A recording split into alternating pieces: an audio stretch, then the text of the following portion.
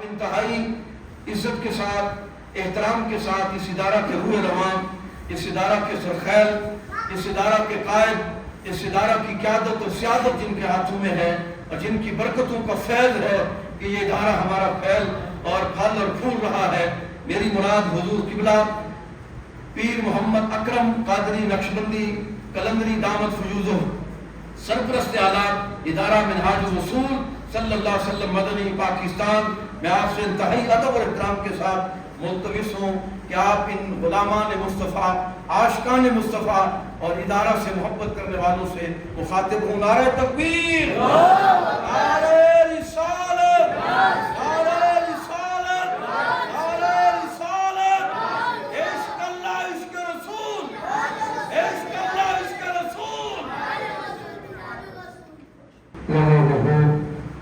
نحمده ونصلي على رسوله الكريم، أما بعد فنعوذ بالله من شرور أنفسنا ومن سيئات أعمالنا، من يهده الله فلا مضل له ومن يضلل فلا هادي له، أشهد أن لا إله إلا الله وأشهد أن محمدا عبده ورسوله. أما بعد وقال الله تبارك وتعالى في القرآن المجيد والفرقان الحميد: أعوذ بالله من الشيطان الرجيم، بسم الله الرحمن الرحيم. وآتيناه لقمان الحكمة. وقال الله في مقام آخر: إن الله وملائكته يصلون على النبي يا أيها الذين آمنوا صلوا عليه وسلموا تسليما. الصلاة والسلام عليك يا سيدي يا رسول الله وعلى آلك وأصحابك يا سيدي يا حبيب الله. الصلاة والسلام عليك يا سيدي يا رحمة للعالمين وعلى آلك وأصحابك يا سيدي يا حافظ المؤمنين. نہایت ہی معزز احترام میرے عزیز دوستوں، عزیز بھائیوں، آپ لوگوں کے دعاؤں سے، اللہ تعالیٰ کی خاص رحمت سے اللہ تعالیٰ نے اس فقیر کو اپنے پیارے حبیب، اپنے گھر دکھانے کی سعادت عطا فرمائی، اپنے پیارے حبیب صلی اللہ علیہ وسلم کی زیارت نصیب فرمائی، اور اس کے بعد حضرت دادا اپنے حضرت رحمۃ اللہ علیہ کے دربار پر حاضری نصیب فرمائی۔ حضرت دادا اپنے حضرت رحمۃ اللہ علیہ کے دربار پر ہم گئے تو ہمیں معلوم نہیں تھا کہ اتنے شرکت فرمائیں گے۔ میں نے اپنے چشتی حضرت رحمۃ اللہ کا شہر کہ غوث بخش غم بخش فائدہ عالم مظہر مجھے خدا، غم بخش فائدہ عالم مظہر مجھے خدا، لا کسانا اپنے کامل کامل آنے رحمہ۔ وہاں گئے تو ہمیں تو اندازہ نہیں تھا، ہم نے تو دعا پڑھنا شروع کی تو وہاں پہ اس فقیر کے گلے میں تھوڑے کے ہاتھ بات دیے گئے، کہنے لگے اس فقیر کو پیر صاحب کے اندر دو۔ دربار کے اندر لے کے گئے، اندر کے نوازے اس فقیر نے دیکھے، پھر کہنے لگے کہ دربار کے اوپر جو چادر رکھی ہوئی ہے اس کے آپ اندر چلے جائیں۔ تو چادر اٹھا کے جب اس کی اندر گیا تو دادا صاحب نے اپنے ہوش میں دیا، وہ منظر میں آپ کو بیان نہیں کر سکتا کہ نور کی ایسی تجلی اس فقیر کے اوپر پڑی کہ پوری رات اس رات میں سو سکے۔ یہ اللہ تعالیٰ کا خاص کرم و رحمت ہے۔ میرے دوستوں عزیزوں، اللہ تعالیٰ کے حضرت حضور صلی اللہ علیہ وسلم نے فرمایا کہ جو شخص میرے اوپر روزانہ 200 دفعہ درود پاک پڑھے گا، قیامت کے دن میں اس کی شفاعت کروں گا، قیامت کے دن اس کے ساتھ مسافر کروں گا اور اس کی شفاعت کروں گا۔ تو یہ 200 دفعہ درود پاک پڑھنے کو اتنا ٹائم نہیں لگتا۔ جب آپ اللہ کے پیارے حبیب صلی اللہ علیہ وسلم کو دل میں رکھیں گے، دو بات پڑھیں گے، اس کی کثرت کریں گے، تو پھر ایسے مناظر آپ دیکھیں گے کہ وہ آپ کے دل کے اندر بس جائیں گے، اور یہ دل آپ دنیا کے اندر دیکھیں جو گھر آباد ہوتا ہے جس میں مالک مکان رہتا ہے اس میں تو کوئی کوڑا کرکٹ نہیں ہوتا، اور وہاں کی صفائی ہوتی ہے، وہاں پہ کوئی مچھر چپکنے وغیرہ کوئی چیز گندی چیز نہیں آ سکتی، گھر صاف ستھرا ہوتے رہتا ہے۔ اسی طریقے جب اللہ کے پیارے نبی صلی اللہ علیہ وسلم اور اللہ کا نام آپ کے دل کے اندر گھر کر دے گا تو آپ کا دل روشن ہو جائے گا۔ جب دل روشن ہوگا، جب مالک خود اللہ کی بات آپ کے دل میں رہ رہی ہوگی، تو پھر وہاں پہ کیسے پورا کر کے آ سکتا ہے، کیسے شیطان آ سکتا ہے، کیسے آپ کو لا سکتا ہے۔ ابھی کل کا واقعہ ہے میرے دوستوں کہ سنگار کے اندر میں نے آج سنا کہ ایک لڑکا نوجوان لڑکا تربوز خریدنے کے لیے گیا، وہ تربوز والے نے کہا کہ یہ 250 کا، اس نے کہا میں 150 دوں گا۔ اس نے کہا اچھا میں تمہیں دیکھ لیتا ہوں۔ گھر گیا، جا کے گن لے کے آیا کہ اس کو گولیاں مار کے قتل کر دیا، ایک 50-100 روپئے کی خاطر ڈنڈا مار دیا۔ یہ کیسے ہوتا ہے؟ یہ اس وقت ہوتا ہے جب آپ کا دل ویران ہے، وہاں شیطان رہتا ہے، مہمان نہیں رہتا۔ آپ کا دل جو ہے وہ مالک جو ہے، خالق جو مالک ہے وہ دل کے اندر نہیں ہے۔ اس لیے جب شیطان آتا ہے تو وہ وہاں شام بچھو سب کچھ آتے ہیں، شیاطین آتے ہیں، پھر آپ کو ایسے آپ سے کام کرواتے ہیں کہ جو آپ کے نظام میں گناہ نہیں ہوتا۔ تو اللہ تعالیٰ اپنے قرآن کریم میں فرماتا ہے کہ امن کا خالدین فیہا، اور جو شخص جان بوجھ کر اپنے مسلمان بھائی کو قتل کر دیتا ہے وہ جہنم میں جائے گا اور ہمیشہ وہاں رہے گا۔ دیکھیں کتنا بڑا سودا، کتنا برا سودا اس آدمی نے کر دیا، اس وجہ سے کہ اس کا دل اللہ کی یہاں سے آباد نہیں تھا۔ میرے دوستوں نے یہ فقیر آ کے آپ کے دل میں اسی لیے آپ کو تکلیف دیتا ہے، ذہن ملتا ہے کہ آپ یہاں پر تشریف لائیں، یہاں کلمہ طیبہ کا کلمی ذکر ہوتا ہے۔ جب آپ کے دل کے اندر لا الہ الا اللہ محمد رسول اللہ صلی اللہ علیہ وسلم ہوگا، اللہ اس کا رسول آپ کے دل میں محمود ہوگا، وہاں نہ شیطان آ سکے گا، نہ کوئی خلافت آ سکے گی، نہ گانے، نہ کوئی چیز۔ آپ کے دل کے اندر اللہ اس کے رسول کا ذکر ہوگا۔ اس ادارے کو بنانے کا اور اس ادارے کو آباد کرنے کا یہی مقصد ہے۔ اور علماء کرام کی تقریباً ماشاءاللہ علماء کرام دین کی بہت خدمت کر رہے ہیں، مسجدوں میں ہر جگہ آپ کو آپ نے دیکھا ہوگا علماء کرام کی تقریریں شعبہ بیان مقرر موجود ہیں، آپ تقریریں دینا سنتے ہیں۔ لیکن یہ فقیر لوگ جو ہوتے ہیں یہ آپ کو مفتی بیان کرتے ہیں کہ اپنے دل کو مذکر کرو اللہ اور اس کے رسول کے نام کے ساتھ، کس کے ساتھ؟ اللہ اور اس رسول کے ساتھ، لا الہ الا اللہ محمد رسول اللہ صلی اللہ علیہ وسلم۔ جب آپ کے دل کے اندر اللہ بس جائے گا پھر آپ کے لیے دنیا کی کوئی مصیبت نہیں ہوگی۔ آپ عہد کے میدان میں دیکھیں، ان کے اندر لا الہ الا اللہ محمد رسول اللہ صلی اللہ علیہ وسلم بسا ہوا تھا۔ 70 کے قریب صاحب وہ شہید ہوئے ہیں۔ حضرت ابو طلحہ رضی اللہ عنہ کے اکیلے جسم کے اوپر 126 زخم تھے۔ حضرت سعد بن وقاص رضی اللہ عنہ نبی کریم صلی اللہ علیہ وسلم کے پاس حفاظت کرتے ہوئے تیر پہ تیر بدلا رہے تھے۔ جب تیر ختم ہو گئے تو آقا کریم صلی اللہ علیہ وسلم نے اپنے کمان میں سے تیر نکال کر دے رہے ہیں، خدا کا انہیں ابھی یا ساتھ ہم نے آقا کریم صلی اللہ علیہ وسلم نے خود فرمایا کہ میرے نام بابا آبا قرآن صاحب مقاصد کے لیے یہ الفاظ کرنا۔ میرے دوستوں جیسے اس آیت میں چھوٹی سی آیت کے نام قرآن کریم کی سورہ لقمان کی تلاوت کی ہے، جس میں اللہ تعالیٰ نے فرمایا ہم نے یہ ہم نقطے کی باتیں ہیں، آپ کو قرآن کریم میں سے نقطے سمجھانے کی کوشش کر رہا ہوں۔ تفسیر ترجمہ علماء کرام کا کام ہے، وہ آپ کو پڑھاتے رہتے ہیں۔ اللہ سبحانہ و تعالیٰ نے فرمایا کہ میں نے لقمان کو حکمت عطا فرمائی، میں نے لقمان علیہ السلام کو حکمت عطا فرمائی۔ اور لقمان علیہ السلام جو تھے وہ ایک افریقن آدمی کے غلام تھے، اس کے 2 غلام تھے، دونوں میں سے ایک غلام جو تھا اس نے تو اس کی قیمتی چیز جو تھی چرا لی اور منہ کے راستے اپنے جسم کے اندر ڈال لی.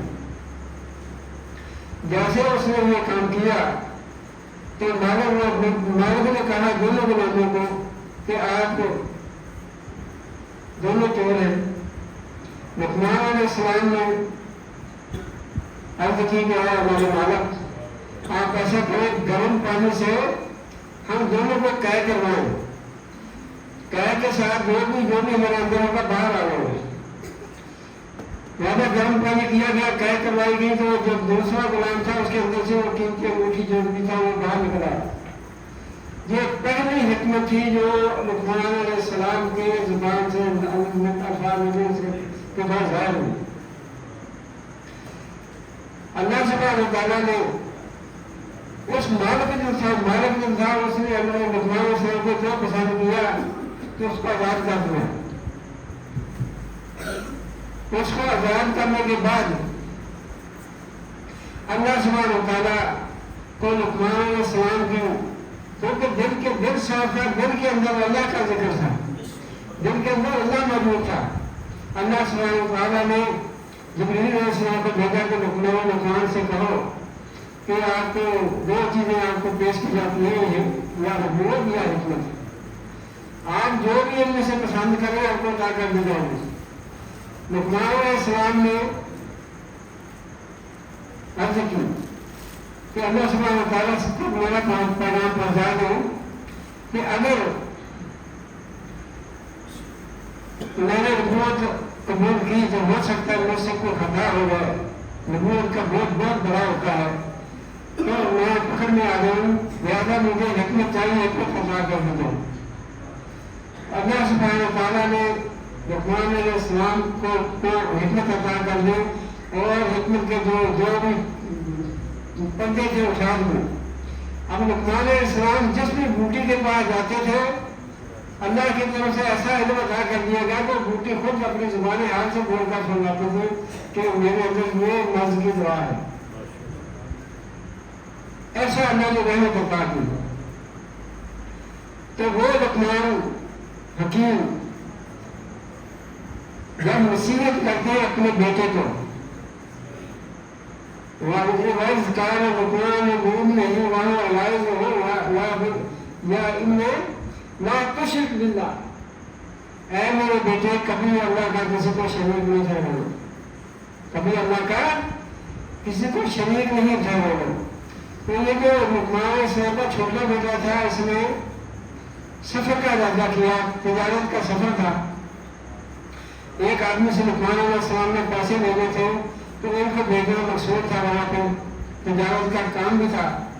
تو جب وہ جانے لگے تو لقمان علیہ السلام نے نصیحت کی کہ بیٹا ایک تو اللہ سبحانہ و تعالیٰ کا کسی کو شریک نہیں کرنا, دوسرا نیکی کا حکم کرنا اور برائی سے لوگوں روکنا, تیسرا یہ کہ اس راستے کے اندر برائی سے روکنے کے اندر جو بھی تکلیفیں آئیں انہیں کھندا پسند سے قبول فرمانا.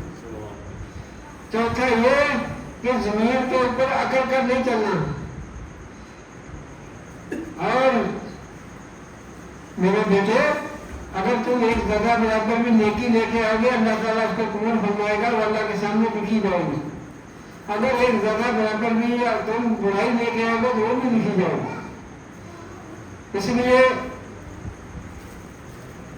زمین پر اکڑ کر نہیں چلنا اور اپنی آواز کو ہمیشہ آہستہ رکھنا, کیونکہ جو اونچی آواز ہوتی ہے وہ گدھے کی آواز ہوتی ہے. یعنی بہت سی نصیحت کرنے کے بعد کہا بیٹا اب تو سفر پہ جاؤ تو جانے سے پہلے مجھے مل لینا. بیٹے نے سفر کی تیاری شروع کی. جب جانے لگا تو اپنے بابا جان کے پاس آیا, بابا جان کیا حکم ہے, میں تیار ہوں. فرمایا بیٹا سفر پہ جاؤ, راستے کے اندر تمہیں جنگل بدلنے کے بعد ایک خوبصورت چشمہ ملے گا, پانی کا میٹھے پانی کا چشمہ ملے گا, اور اس چشمے کو ایک بور کا درخت ہے, اس درخت کے نیچے نہیں بیٹھنا, نہ ہی اس درخت کے نیچے سونا ہے. ہاں وہاں پہ ایک بزرگ آپ کو ملے گا, اگر وہ آپ کو بات کی بات مان لیں۔ آج کل کے نوجوان غور سے سنیں کہ ماں باپ کی نصیحت پر عمل کرنا کتنا ضروری ہوتا ہے۔ جب لقمان علیہ السلام کا بیٹا وہاں پہنچا، دیکھا کہ میٹھے پانی کا چشمہ ہے اور بہت بڑا درخت ہے، اس کے نیچے بیٹھنے کو ارادہ کیا تو باپ کی نصیحت یاد آ گئی کہ اس کے نیچے نہیں بیٹھنا۔ اس کا پانی بھی نہیں پیا، جانے لگے تو وہاں پہ ایک بزرگ بیٹھا تھا، 80-90 سال کے ساتھ پیر بزرگ تھا، 80-90 سال کی عمر تھی۔ اس نے کہا بیٹا کہاں جا رہے ہو؟ سفر کر کے آئے ہو، اس چشمے کا پانی پیو، اس درخت کے نیچے تھوڑا آرام کر لو، پھر چلے جانا۔ اب باپ کی نصیحت یاد آ گئی کہ میرے بابا نے مجھے کہا تھا کہ وہ آدمی جو آپ سے کہے کہ اگر وہ کہے تو اسی بات مانو۔ اس درخت کے نیچے یہ بیٹھ گئے، سو گئے، نیند آ گئی۔ جب سو کے اٹھے تو دیکھا کہ بہت بڑا اژدہا سانپ جو بغیر سر کے ان کے پاس لیٹا ہوا ہے، سر غائب ہے، اور ساتھ ہی وہ بزرگ بیٹھے مسکرا رہے ہیں، کہتے ہیں بیٹا یہ سانپ آپ کو ڈسنے کے لیے آیا تھا تو میں نے اس کا سر کاٹ لیا ہے، اب آرام سے آپ آرام کر کے آرام سے کریں۔ تو لقمان علیہ السلام کے بیٹے نے وہاں پہ چشمے کا پانی پینے کے بعد سفر کا آغاز کیا تو بزرگ نے کہا کہ بیٹا کہاں جا رہے ہو؟ عرض کیا ہے بزرگ میرے باپ کے فلاں گاؤں کے اندر کوئی دوست رہتے ہیں، مجھے پہلے حکم تھا کہ ان کے پاس آپ جانا، پھر میں نے ایک آدمی سے پیسے لینے ہیں اپنے بابا کے، پھر اس کے پاس میں نے جانا ہے۔ تو اس بزرگ نے کہا کہ میں بھی آپ کے ساتھ چلوں گا۔ اب باپ کی نصیحت سی کہ وہ جو کہے اس کی بات ماننی ہے، ان کو بھی ساتھ لے لیا۔ جب وہ متعلقہ گاؤں کے اندر پہنچے تو گاؤں کے باپ نے نصیحت کی تھی کہ وہ لوگ جو ہیں آپ کی ضیافت کریں گے، آپ کو بہت خوش رکھیں گے، مگر اگر وہ آپ ذمہ داری آپ کو دے تو وہ قبول نہ کرنا۔ اب وہ جو لوگ تھے انہوں نے لقمان علیہ السلام کے بیٹے کو دیکھا، خوبصورت ہے، اچھا جوان ہے، تو انہوں نے کہا کہ ہم اپنی بیٹی کی شادی آپ کے ساتھ کرنا چاہتے ہیں۔ اب پھر باپ کی نصیحت یاد آ گئی کہ میرے بابا نے کہا تھا کہ کوئی ذمہ داری قبول نہیں کرنی، تو میں یہ شادی کیسے کر سکتا ہوں؟ تو وہ جو ساتھ بزرگ بیٹھے تھے انہوں نے کہا کہ یہ کہہ رہے ہیں کہ وہ عورت کو دولت مند ہے، تو دولت ملے گی، ایک خوبصورت بیوی مل جائے گی، تم شادی کر لو۔ اب پھر باپ کی بات یاد آ گئی کہ اگر یہ بزرگ کہے تو اس کی بات ماننا۔ اب بات ماننے کے بعد اس عورت سے نکاح کر لیا۔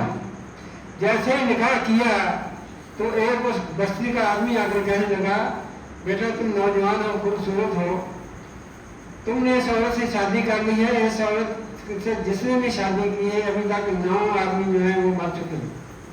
پہلی رات جو آدمی اس عورت کے ساتھ گزارتا ہے وہ فوت ہو جاتا ہے، زندہ نہیں رہتا۔ آپ نے بہت بڑی غلطی کی ہے شادی کر کے۔ لقمان علیہ السلام کے بیٹے نے اس بزرگ سے کہا، عرض کی کہ بزرگ یہ معاملہ ہے۔ آپ نے فرمایا کہ تم شادی کرنی ہے میرے کہنے پہ، اب رات جب حجرہ عروسی کے اندر وہ رات آئے گی تو تم میرے پاس چلے آنا، جو میں کہوں وہ کرنا۔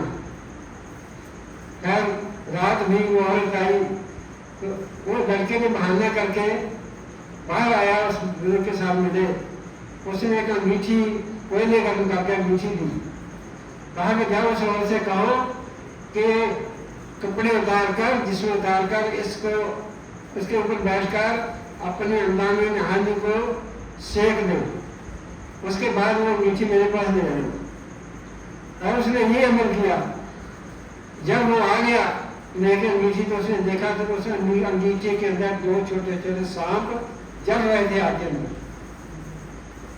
اس بزرگ نے کہا کہ تمہارا کام ہو گیا۔ اس عورت کے اندر 2 سانپ تھے چھوٹے چھوٹے، جب بھی میاں بیوی عروسی میں رات بسر کرتے تھے، ملاپ کرتے تھے تو یہ سانپ اس کو ڈس لیتے تھے، وہ مر جاتا تھا۔ اب آرام سے جاؤ اپنی بیوی کے ساتھ رات بسر کرو۔ وہ باپ کی نصیحت وہاں بھی کام آ گئی۔ خیر وہاں में उन्होंने रात गुजारी, फिर आगे सफर का इरादा किया। तो उस औरत ने अपना मालो साथ जो कुछ था लिया साथ में, उनके साथ चल पड़ी। अगले गांव में जब गए तो वो जिससे पैसे लेने थे लुकमान अलैहिस्सलाम ने, उनके घर में चले गए। वो आदमी जो था वो दिल का खराब आदमी था, जिससे पैसे देता था देता नहीं था। जब ये बुजुर्ग लुकमान अलैहिस्सलाम के बेटे के साथ वहाँ पहुंचे तो उसने कहा कि हाँ आप रात रहो, सुबह को मैं हिसाब काम करके तुम्हारे पैसे तुम्हें वापस कर दूंगा। उसका घर जो था वो दरिया के ऊपर था, तो नीचे उसने नीचे वाले कमरे में इनके बिस्तर बिछा दिए रात गुजारने के लिए। कहा कि रात गुजारो तो सुबह को जब उठेंगे तुम्हारा हिसाब काम करके फारिग कर दूंगा। ये रात को जो लड़का लुकमान अलैहिस्सलाम का सो गया, वो बुजुर्ग जागते रहे। जब रात हुई तो दरिया का पानी ऊपर आया। उसको तो पता था जिसमें बिस्तर बिछा के दिए थे कि रात को पानी ऊपर आएगा, ये मर जाएंगे, हिसाब का बराबर हो जाएगा। उस बुजुर्ग ने क्या किया कि उस लड़के को उठाया, वो जो पलंग था, जो चारपाई थी, वो उठाकर ऊपर वाली मंजिल में ले गए और उनके जो बेटे ऊपर वाली मंजिल में सोए हुए थे उनकी चारपाइयाँ उठाकर नीचे वाली मंजिल में डाल दी।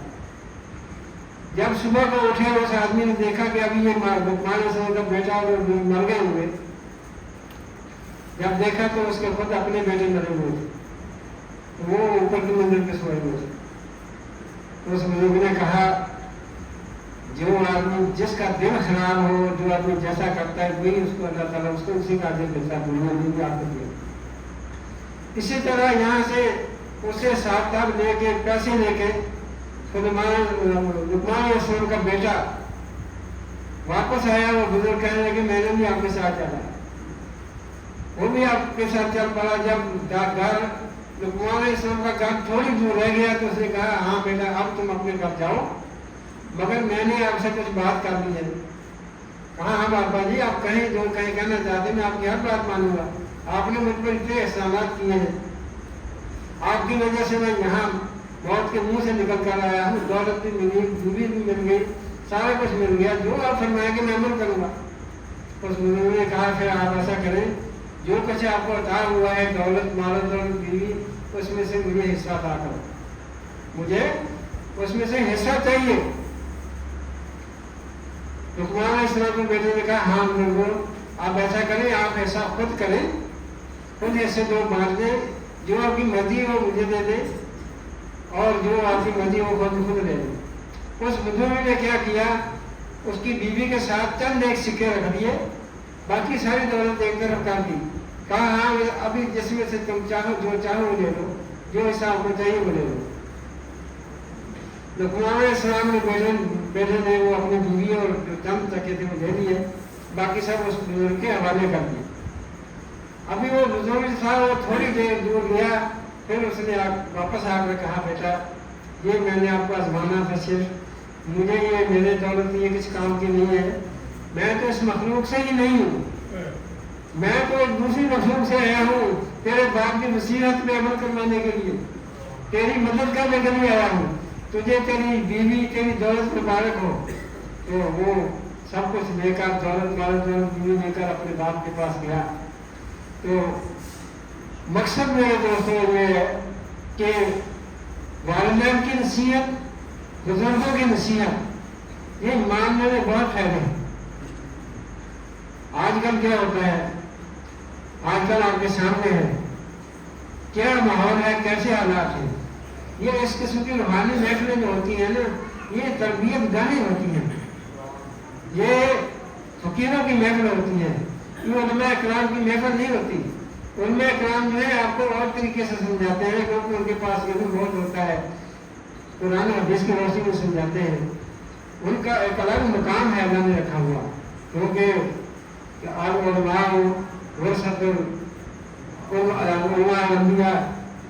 के जो उलमा इकराम है वो नबी के नबियों के इल्म के पास, लेकिन अल औलिया का नबी बनी इसराइल के जो औलिया कराम होते हैं बनी इसराइल के नबियों के बराबर होते हैं, उनकी दुआ कभी याद नहीं जाती। मैंने आपसे जो अर्ज किया कि اللہ تعالیٰ کے جو بزرگ ہوتے ہیں وہ مرنے کے بعد بھی عطا کرتے رہتے ہیں. یہ مفتی صاحب گواہ ہیں کہ ہمارے وہاں پہ صرف اسلام کا نکاح حضرت عطا صاحب جب ہمیں 2-3 دن پہلے گئے ہیں دعا پڑھنے کا حضرت تھا. لیکن اللہ کی ایسی رحمت بزرگوں نے ایسی شفقت کی کہ اپنے دربار کے اندر بلا کے یہ خرطہ خلافت پاک کیے دیکھو. یہ اس کی رحمت مالک کی. وہ بزرگ ابھی بھی تصرف کرتے ہیں اسی طریقے سے جس طرح کیونکہ شاید یہ فقیر آقا کریم صلی اللہ علیہ وسلم کے پاس سے ہو کے آیا ہے چند دن پہلے. شاید آپ سے شاید کی یقیناً آپ سے کیونکہ آقا کریم صلی اللہ علیہ وسلم کی رحمت ہے جو انہوں نے ادھر بھیجا. ادھر بھیجنے کے بعد یہ سلام ملا. میرے دوست عزیزوں اپنے دل کو اللہ کی یاد سے کبھی غفلت نہ ہونے دیں. کلمہ طیبہ جو یہ فقیر آپ کے دل کے اندر رہتا ہے اس کے اوپر آپ مدامت کرنی ہے. اس کے اوپر آپ نے پابندی کرنی ہے. دل سے جب آپ لا الہ الا اللہ محمد رسول اللہ پڑھیں گے تو پھر آپ کو پتہ نظارے آئیں گے. آپ کا کشف جو ہے آپ کا دل کے اندر کشف جو آپ دل کی آنکھوں میں آئے گی تو کشف آپ کے اوپر اللہ ظاہر کر دے گا. آپ نے وہ اللہ تعالیٰ کے جو خفیہ راز ہے آپ کو کوئی دار ہونا شروع ہو جائے گی. تو آپ کو دنیا کی کسی چیز کی پرواہ نہیں رہے گی. پھر آپ نہیں کہیں گے کہ مناظ رسول اس کا اللہ اور اس کے رسول. آپ ہمارے پاس بہت ہی مذہب میں مہمان نشین رہے ہیں. وہ میرا اپنا کروانے سے پہلے ان کو دعوت موقع کے لیے تھوڑا سا اپنے نظریات کا اظہار آپ کے سامنے سنائیں.